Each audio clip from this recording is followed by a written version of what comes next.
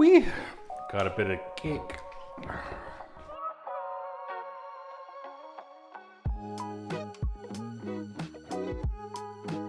Hi everyone, welcome to my channel. My name is Ricky. This is officially my second video and I will be making peri peri.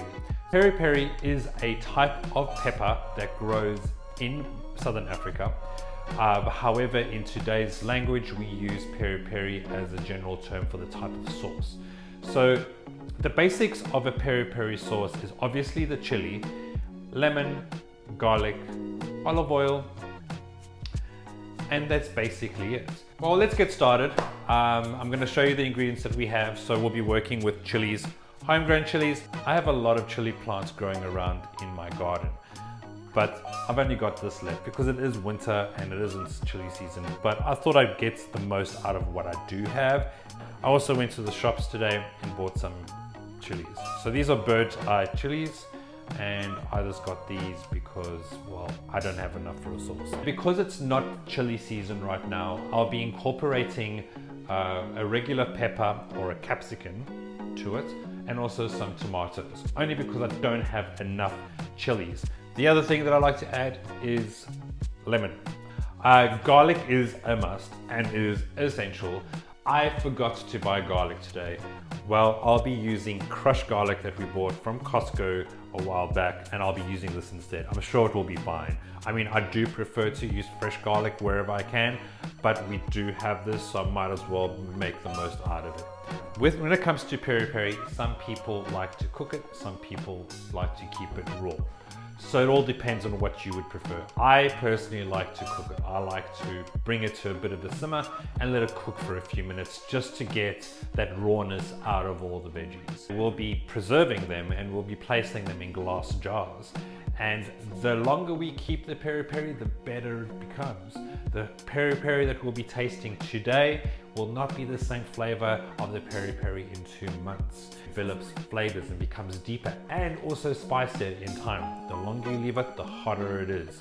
So let's get started. I'm gonna bring that camera right here so you can see what I'm doing. Firstly, I'm gonna start with my homegrown chilies. They're not that spectacular. They're all a bit small. And I've got a jalapeno in here. I'm gonna throw that in too. So as you can see, I've got a whole bunch of different chilies from different plants. This is the end of the season. This is what's been left over. See, I'm wearing gloves. The reason I'm wearing gloves is that once my brother decided to make his own peri peri sauce and he didn't wear gloves. And what happened was his hands started to burn. They were on fire. It got to such a bad level that he had to go to hospital. So wear gloves. Just cut the stalks off and throw them in. You don't need to chop it up because what we'll be doing is we'll blending all of the chilies later on with all the other ingredients. You have the option of actually cutting these in half and removing the seeds, so like this. So it's cutting them in half and removing the seeds like that. What this will do is make your peri peri sauce not as spicy. But I'm not going to do that today because I like my chilies hot. Here are my chilies. As you can see, there's one jalapeno and a mixture of store-bought and my homegrown chilies. So in my NutriBullets, I'm just going to throw all the chilies in there. Add a capsicum, one should be enough, and maybe 1 or 2 tomatoes. We'll see how we go. Capsicum in there. So we want the tomato in there just for a little bit of liquid. So a juice of lemon, a 1/4 cup of vinegar,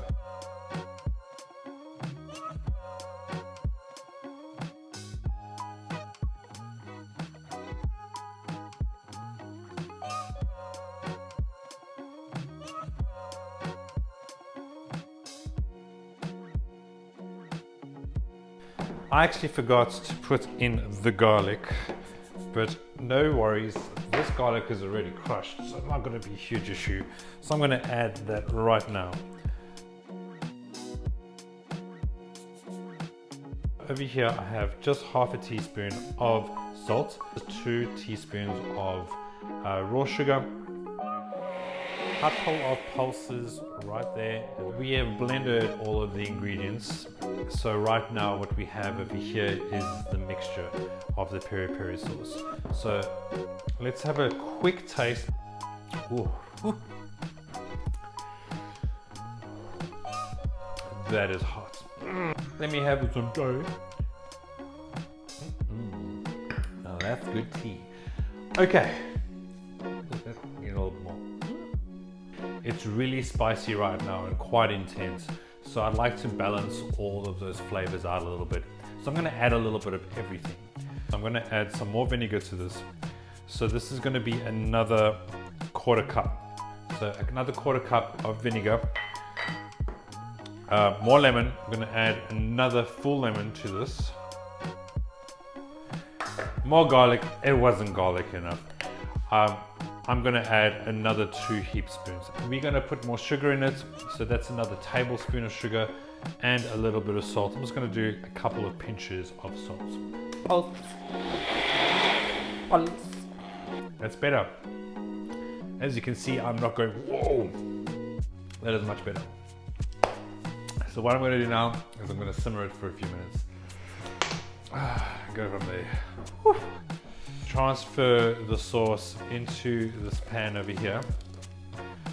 And what we want to do is simmer that for about 5-6 minutes. Not very long, just enough time for it to develop some flavors and also to get rid of some of the raw notes. Okay, so this has been simmering for about 5 minutes now. I'm happy with that. All you want to do is basically just cook it off. The final thing I like to do is to add a quarter cup of olive oil at this point. I don't like to cook the olive oil with the mixture. I prefer to put the olive oil afterwards. So what I do is just I give that a quick stir with the rest of the ingredients, and while it is still hot, I'm going to pour it in my prepared jars. So the best way to sterilize is to boil these for about 5 minutes. Okay, peri peri is ready, all finished. Place them in the jars. That's a nice good amount. We have 2 jars, big one, small one. This will last me quite a while. So, well, enough until next season. Next season we'll make a new batch. So let's do a taste test with the final product and see what it's like. That's really nice. It's spicy, but lemony and also vinegary. It's just perfect. I can taste the capsicum in it. It's just toned down the overall peri peri and the overall spiciness. It is spicy and it's only going to get spicier in time, but I love it like that. This is a really good sauce. You can use this in so many different things. You can add it on a burger, grill some chicken, add a bit of peri peri on it, and you have a perfect peri peri burger. These are done. I didn't fill them up quite to the top, but that's okay. So you close them off, place them in a nice cool place in the cupboard. Keep it in there for at least a month before opening, just to allow the flavors to fully develop. Once you open it, keep it in the fridge. Ooh-wee. Got a bit of kick.